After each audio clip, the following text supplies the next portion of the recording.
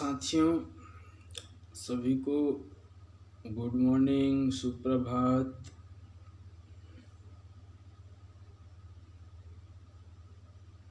मैं चित्रेश कुमार, शोधार्थी, जवाहरलाल नेहरू विश्वविद्यालय। आप सभी लोगों से मैं YouTube के माध्यम से बात करना चाहता हूं और पूरे दुनिया कोरोना जैसे भयंकर महामारी से जूझ रही है। भारत देश के लोकप्रिय प्रधानमंत्री माननीय श्री नरेंद्र मोदी जी, लोकप्रिय गृह मंत्री माननीय श्री अमित शाह जी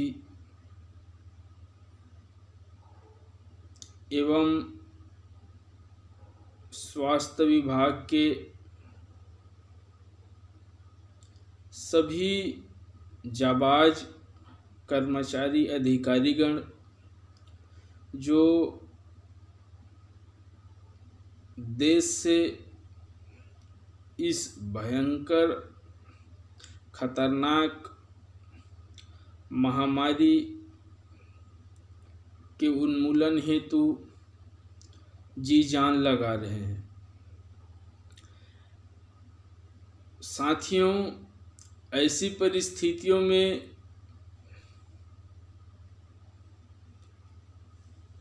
जवाहरलाल नेहरू विश्वविद्यालय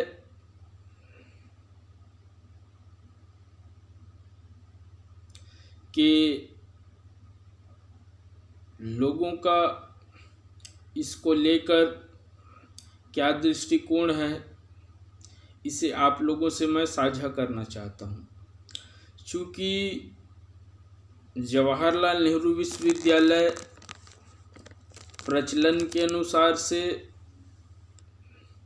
एक बीजेपी की सरकार अथवा बीजेपी पार्टी की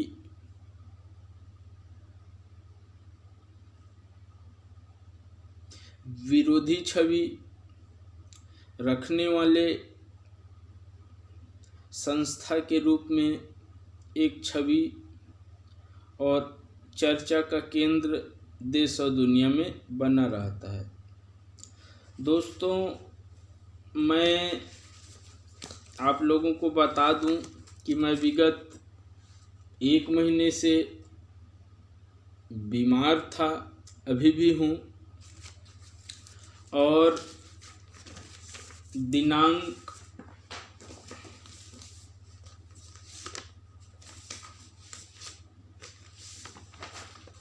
18 तारीख ये एम्स की रसीद इसलिए दिखा रहा हूँ कि 18 तारीख को मैं जब एम्स में गया था तो वहाँ के डॉक्टर्स उपचार के दौरान मुझे 14 दिनों के लिए अलग थलग रहने का सलाह दिया। ये आपको पर्ची दिखा रहा हूँ जो वहाँ के विशेषज्ञ चिकित्सकों ने कोविड-19 के उपचार के दौरान, जो वहाँ पे कोविड-19 की जांच देखते हैं, उन डॉक्टरों के द्वारा यह सलाह या सुझाव लिखा गया है, जिसमें उन्होंने मुझ में ऐसा कुछ सिम्टम्स पाए होंगे जिसके तहत उन्होंने कहा कि अभी आप 14 दिनों तक घर के अंदर रहेंगे, किसी से संपर्क नहीं करेंगे। अच्छी बात है, लेकिन साथियों, मैं आप लोगों से यह स्पष्ट करना चाहता हूँ कि इससे पहले लगातार मैं बीमार था या हूँ, तो रोज़ मैं प्रतिदिन मेडिसिन खरीदने के लिए जेएनयू परिसर से बाहर आता था तो बाहर आने के लिए मुझे जेएनयू प्रशासन के लोग रोकते थे, और जबकि उन दवाइयों को डॉक्टर्स ने लिखा हुआ है। अब मुझे ये बात समझ में नहीं आती कि डॉक्टर से ज़्यादा जानकार स्वास्थ्य के मामले में जेएनयू प्रशासन, छात्रावास अधीक्षक और डीन कैसे हो गए। ये बात अलग है कि अपने आप को लोग ज़्यादा समझते हैं। इसमें सुरक्षा विभाग के लोग भी शामिल हैं या थे। मित्रों, मैं जब एम्स 18 तारीख को गया तो उससे जाने के पहले मुझे रोकने के लिए 5 पुलिस के लोगों को बुला लिए थे, मुझे रोकने के लिए कि मैं उससे डर कर ना जाऊं। ये तो अच्छा हुआ कि उस दिन मैं एम्स एम्बुलेंस के सहायता से पहुंचा और डॉक्टरों ने जो भी वास्तविक स्थिति थी उससे मुझे अवगत कराया, अच्छी बात है। लेकिन जब मैं एम्बुलेंस के सहारे से वापस आया तो फिर से मुझे रोक दिया गया। मैं पुलिस वालों को भी बुलाया तो जेएनयू प्रशासन साफ साफ मुझे अंदर आने से मना कर दिया।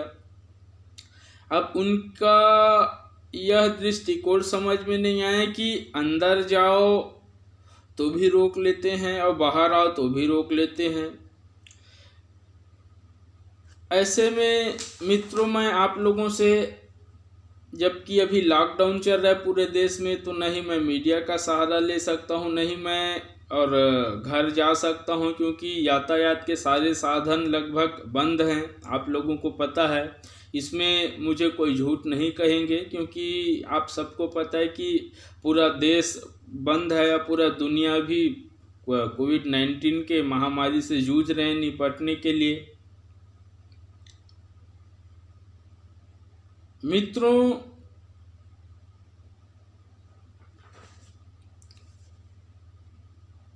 मैं आप लोगों को ये बताना चाहता हूँ, इसके अंदर का सच ये है कि विगत 1.5-2 वर्षों से जेएनयू प्रशासन सतलज हॉस्टल और सोशल मेडिसिन सेंटर से लगातार भयंकर जानलेवा मानसिक शारीरिक प्रताड़ना से प्रताड़ित रहा हूँ मैं, जिसकी लिखित रूप में शिकायत मैं जेएनयू प्रशासन से लेकर प्रधानमंत्री कार्यालय, राष्ट्रपति कार्यालय और अपने जितने भी आयोग है वहाँ पर किया हूँ। ये बात अलग है कि उनको बचाने वालों की संख्या ज़्यादा है या हो सकता है ज़्यादा ताकतवर लोग होंगे। खैर, मुझे अपने देश के कानून और संवैधानिक व्यवस्था पर भरोसा है, मुझे न्याय मिलेगा, ऐसे उम्मीद है मुझे।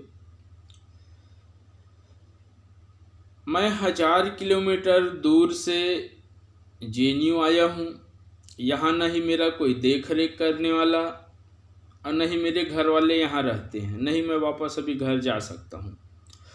और मैं जेएनयू का छात्र हूँ और ऐसी स्थिति में मुझे और ज़्यादा बीमार होना या होने से देखना चाहते हैं। या तो लोग ये सोचते रहे होंगे कि मैं अंदर ही ज़्यादा बीमार हो जाऊँ, मर जाऊँ, तो बोलेंगे बीमार था, उपचार नहीं कराया, पागल घोषित कर दे। ऐसा पुलिस प्रशासन जो स्थान में, ऐसा नहीं बोलता है कि पुलिस विभाग में सभी लोग वैसे ही हैं। पुलिस विभाग, दिल्ली पुलिस प्रशासन में काफ़ी अच्छे लोग हैं, लेकिन कुछ लोगों के वजह से बदनाम है। तो उन्हीं बदनाम लोगों में से कुछ लोगों ने, जो पिछले वर्ष मुझे मानसिक रूप से बीमार करार दिया गया था और इतने काउंसलिंग जो भी हुआ प्रक्रिया, लेकिन आप लोगों को बता दूं मैं पागल बिल्कुल नहीं हूं, अभी भी नहीं हूं, पहले भी नहीं था। लेकिन वो अपने आप को डिफेंड करने के लिए, ताकि उनके जो भी भ्रष्ट आचरण या भ्रष्ट व्यवहार थे माफ़ी चाहूँगा साथियों, अभी कोविड के कुछ लक्षण है जिसमें खांसी भी एक होता है, तो अभी मेरे को है, बुखार भी है, तो अभी मैं थोड़ा सा अलग थलग हूँ, रुकावट के लिए खेद है। साथियों, मैं बात कर रहा था कि मेरा यहाँ देख रेख कौन करेगा। आप लोगों को बता दूं, विगत 1 महीने से मैं मात्र 1 बार भोजन किया हूँ। अब आप लोग बोलेंगे कि मैं कैसे जिंदा रह गया, तो आप लोगों को बता दूं कि लगभग 24 से 25 मार्च से मैं ORS के लिक्विड फॉर्म से पूरा जीवन यापन करता हूँ। यहाँ तक से मैं कुछ दिन तो पानी भी नहीं पिया था। रिस्क नहीं लेना है करके। ये देखिए मित्रों, ये ORS इसमें लिखा हुआ है और इसमें लिखा हुआ है WHO रिकमेंडेड फार्मूला। अब इसको लोग बोल देते हैं कि मैं जूस पीता हूँ, तो ORS और जूस का मतलब आप लोग समझते हैं। और इसमें लिखा हुआ है कि World Health Organization recommended formula. साथियों,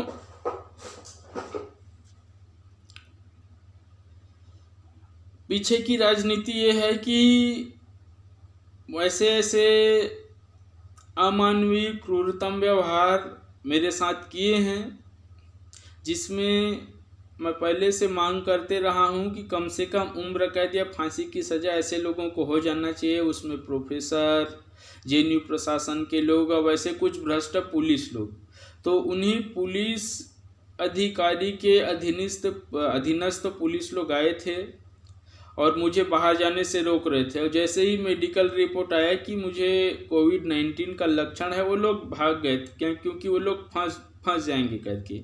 अब उनको मैं शकल से तो जानता हूँ ये कौन कौन लोग हैं, तो उन पे कार्रवाई हो जाएगी करके वो लोग फिर मेरे को दिखाई ही नहीं दिए। लेकिन सवाल ये है मित्रों कि JNU प्रशासन के तथाकथित पढ़े लिखे लोग या JNU के तथाकथित पढ़े लिखे और तथाकथित सो कॉल्ड बुद्धिजीवी लोग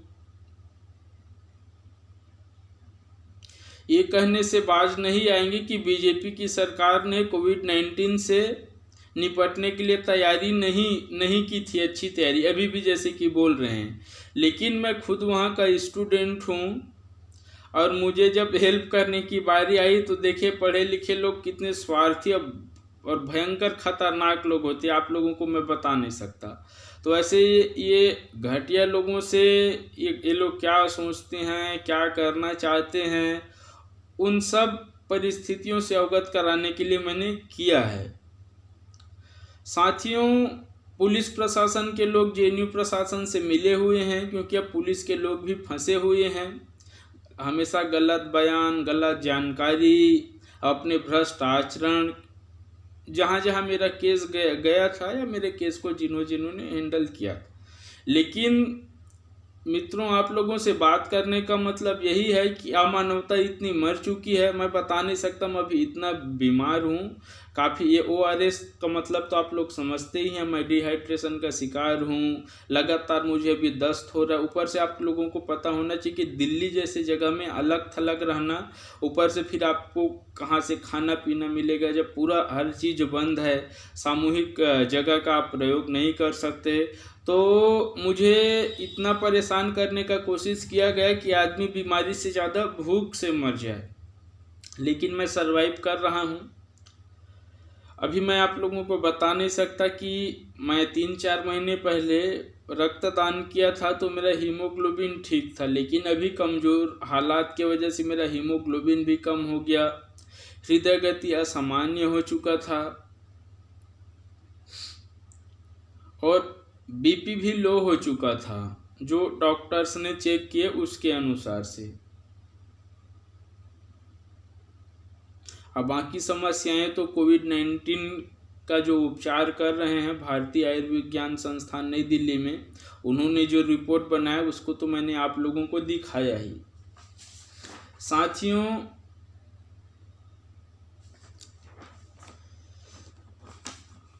मैं यही चाहूँगा कि ऐसे लोगों को तुरंत गिरफ्तार किया जाए जो बिल्कुल ही लापरवाही बरत रहे हैं। माननीय प्रधानमंत्री महोदय, गृह मंत्री महोदय, माननीय गृह सचिव महोदय, स्वास्थ्य विभाग के जी जान लगाए हुए लोग, और साथ ही साथ मैं शिक्षा विभाग से संबद्ध हूँ तो MHRD से आग्रह करूँगा कि ऐसे ऐसे लोगों पे तत्काल कार्रवाई करे। और साथ ही साथ इस विश्वविद्यालय के कुलपति, कुलसचिव, chief proctor, JNU Sutlej hostel के वार्डन, डीन, सुरक्षा विभाग के अधिकारीगण, वो तो मुझे ये तक धमकी देने लग गए थे कि बाहर निकल, जान से मार दूंगा। अभी मैं कैंपस से बाहर हूँ। गला काटने की धमकी सुरक्षा विभाग के लोग दे रहे थे अपने व्यक्तिगत कारणों से, क्योंकि उनके लोगों का जो भी केस है उसको वापस नहीं ले रहा हूँ, लूँगा भी नहीं, मैं नहीं उनसे डरूंगा। लेकिन आप लोगों के माध्यम से मैं यही साझा कर रहा हूं कि भविष्य में ऐसा किसी भी हत्या, हत्या, सड़क दुर्घटना, किसी भी प्रकार के हिंसात्मक वारदात होता है तो उसके लिए जेएनयू प्रशासन जिम्मेदार रहेंगे। विशेष रूप से अब इसमें वहां के कुलपति, कुलसचिव, chief proctor, student of dean, social medicine centre के स्टूडेंट, प्रोफेसर, सतलज हॉस्टल के वार्डन्स, केयर टेकर और वहाँ के स्टूडेंट्स, इसके अलावा जेएनयू सुरक्षा विभाग के लोग, जिसमें नवीन यादव, सूर्य प्रकाश, केपी तिवारी, पालिनी, मोहन राव, वकील अहमद, ये सब लोग जिम्मेदार रहेंगे। अतः मैं अंत में यही बोलना चाहूँगा कि देश के लोकप्रिय बीजेपी सरकार को बदनाम करने की शायद जेएनयू के लोग कोशिश कर रहे हैं, लेकिन मैं कोविड-19 से स्वयं को बचाने, दूसरे को बचाने के लिए प्रतिबद्ध हूँ और देश और दुनिया की इस भयंकर महामारी से निपटने की जो प्रतिबद्धता है उसमें मैं भी अपना प्रतिबद्धता व्यक्त करता हूँ, मैं भी इस लड़ाई का समर्थन करता हूँ। अंत में मैं साथियों यही कहूँगा कि मुझे सहायता दिया जाए, मेरी सहायता किया जाए और जेएनयू प्रशासन में जो बैठे लोग हैं या जेएनयू के ऐसे लोग हैं उन पे तत्काल कार्रवाई किया जाए और उनको अरेस्ट किया जाए। जिनके विरुद्ध मामले दर्ज हैं वो लोग हमेशा मेरे ऊपर दबाव बना रहे हैं कि मामले को वापस लो, समझौता करो, जो मैं कभी नहीं करने वाला।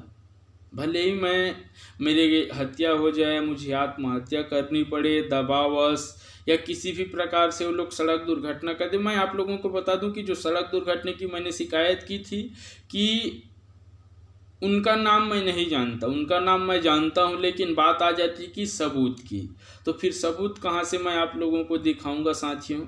लेकिन उनको भी पता है कि मैं उनको जानता हूं, जो भी हो वो लोग मेरे पास आए भी थे।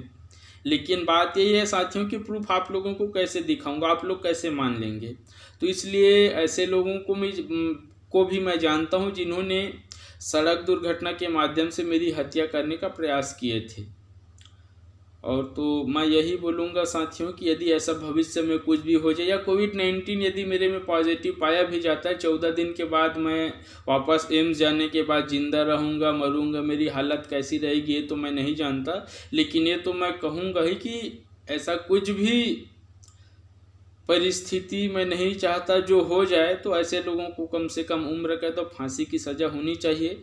जो लगातार मैं नहीं चाहता कि हाँ साथियों आप लोगों को बता दूं कि पायल तड़वी के केस में मानसिक प्रताड़ना का केस था और मानसिक प्रताड़ना पढ़े लिखे लोगों के बीच में कितना खतरनाक होता है ये आप लोगों को पता है। और साथियों जेएनयू प्रशासन से जो रिपोर्ट भेजा गया था, जो मैंने माननीय प्रधानमंत्री कार्यालय में शिकायत की थी उसके तहत, तो उन्होंने कुल सचिव महोदय ने कहा, प्रोफेसर डॉक्टर पी.के. शर्मा ने, कि कुछ पूरा फाल्स शिकायत है। और मैंने आरटीआई के माध्यम से जानकारी ली और देखा दोस्तों, तो पुलिस विभाग के जो अधिकारियों ने जांच किया उन्होंने साफ साफ लिखा है कि मानसिक प्रताड़ना का मामला है। तो जेएनयू के लोग तो बचाना चाहते हैं ऐसे अपराधियों को, और जो भी ये लोग खुद शामिल है आपराधिक षड्यंत्र में। मित्रों मैं इन लोगों को ऐसे और काले कारनामों को जानता हूं, जिनके बहुत सारे तो मेरे पास सबूत है, लेकिन अनावश्यक रूप से उजागर नहीं करूंगा। और बहुत चीज़ों का सबूत नहीं है तो इसलिए अभी कुछ ज़्यादा नहीं बोलूँगा। अभी तो बस इतना ही है कि मुझे जो भी देश के लोग यदि सुन पाए, कोई भी मेरे शुभचिंतक मुझे सुन रहे हैं, तो आप लोगों को इसीलिए रूम में बैठ के जानकारी देना चाहता हूं कि मुझे बिल्कुल आइसोलेट रखा गया। जो भी वैज्ञानिक कारण है तो इसलिए मैं आइसोलेट हूं।